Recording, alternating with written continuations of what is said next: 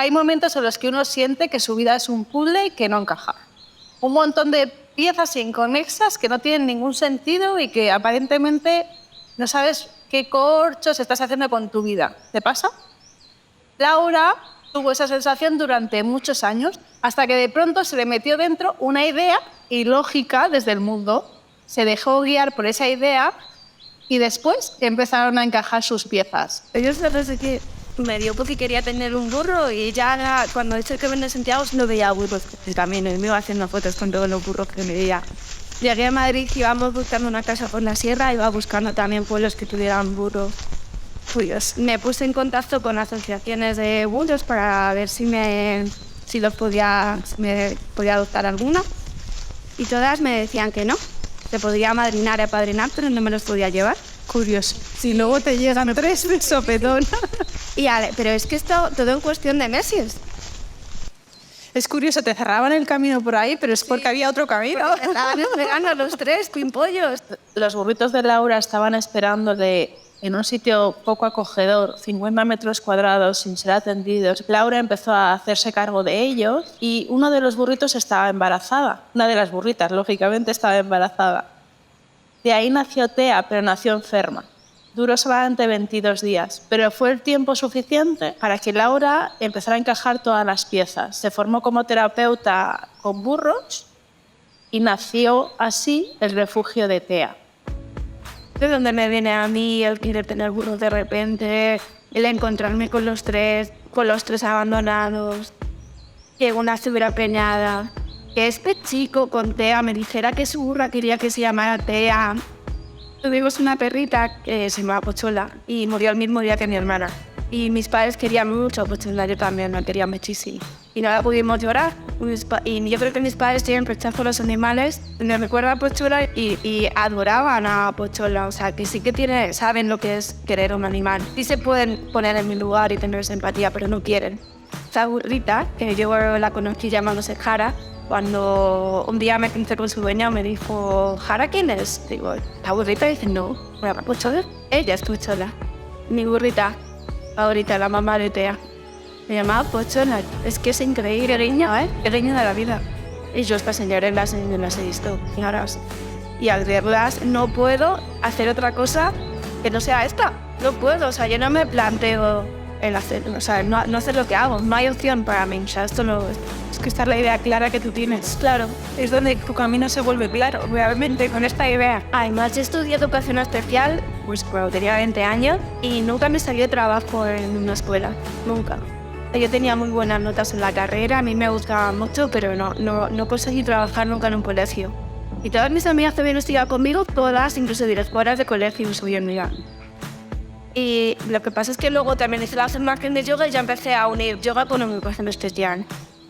Ahora, burros con educación especial. Ahora sí que le veo el sentido de haber hecho esa carrera, al haber estudiado. Porque de lo que hablábamos, que los conocimientos que me dio esa carrera son muy pocos. Sí, pero te abre puertas como certificado de cara a la burocracia y a reducir niveles. Yo ahora mismo puedo trabajar con burros y decirle a los padres, soy maestra de educación especial, tengo mi título de yoga con educación especial, tengo mi título de asinoterapia, se llama. Y yo decía, joder, es que yo quiero trabajar con estos chicos, no sé cómo no tengo la oportunidad de trabajar con ellos. Sin embargo, viajé, hice todo lo que quise, he trabajado de todo, de teleoperadora, de dependienta, también trabajaba con educación no formal, hacía clases extraescolares, de apoyo, campamentos, educación no formal. Hombre, creo que no hubiera encajado y creo que hubiera sufrido en un colegio, sin dejarme hacer lo que quiero hacer, teniendo que seguir un currículum. Creo que no hubiera sido feliz. Cuando era joven sí buscaba trabajo y sí que buscaba que fuera una cosa un poco más estable, pero creo que en el fondo no. Y entonces nunca tuve un trabajo estable. Además yo me cansaba porque como tampoco me gustaban en especial, dejaba los trabajos en un mes, en 2, en 3. Me ponía a trabajar de noche y así ganaba más dinero para luego tener unos meses libres. Siempre he vivido así, siempre un poco al margen. Terapéuticamente tiene muchas virtudes porque son calentitos, tienen las formas redondeadas, su caminar es lento, sus movimientos son lentos. Como que te da Tiempo a reaccionar, Te da ¿no? tiempo, te da paz. Ahora porque los estoy también yo jaleando un poco, pero cuando les dejas que hagan lo que quieran, les ves cómo van a lo suyo, despacito. ¿Qué efecto generan los burros en los niños? Que ya no son tan niños muchas veces. Hace que su sistema nervioso central baje por completo. Vienen con una ansiedad, que haya animales, siempre hace hacen que te relajes. Que no, ellos están contigo, te acompañan, pero no te están enjuiciando, no quieren, no te exigen nada. Tú quieres entrarle a un chaval en una sala, en una habitación, y no tiene nada que ver, aunque quieres hacer la misma actividad en esa sala, que hacerla al aire libre, en el campo y con un animal. Es que entra totalmente diferente, o sea, entra directo. Se quitan los mecanismos de protección, ¿no? Justo. Y es que mira. Yo cuando he hecho las terapias que he hecho hasta ahora, que casi no intervengo. Yo simplemente estoy. Doy seguridad porque los controlo y los conozco, pero tengo poco que decir. Es que aquí hay conexión entre ellos, directa. Y si me necesitan voy, pero cuando yo les digo, le tienes que dar de comer porque si tú no le das, no come. Entonces ellos se sienten útiles. Pero yo he tenido anécdotas de, por ejemplo, cuando estábamos viviendo en el Atazar, había una mujer que había separado de su hijo. Se había tirado por el puente del Atazar. Qué duro. Y hacía tiempo que se había muerto mi hermana, pero yo no lo sostenía, la conversación. Hizo lo mismo que Mateo está haciendo ahora. Shirley se puso en medio de las dos, vino andando y se puso en medio de las dos, la toqué y ya pudimos seguir la conversación. Son muy buenos canalizadores de energía. Shirley estaba viendo que yo no estaba bien y él vino a que me apoyara en ella, a sostener la situación. Fue increíble porque yo no la había llamado directamente, vino, se puso en medio de las dos y seguimos hablando. Es como de no estar sola, ¿no? Sí. Esto no lo tenéis por qué hacer sola. Pero este pone el burrito, no, dos, no. Y a mí me decían, soltalo, Laura, no vas a poder. Todo el mundo, estoy contra de todo lo que me dice la sociedad. Nadie confió en mí, nadie creyó que yo iba a poder hacer mi sueño de realidad.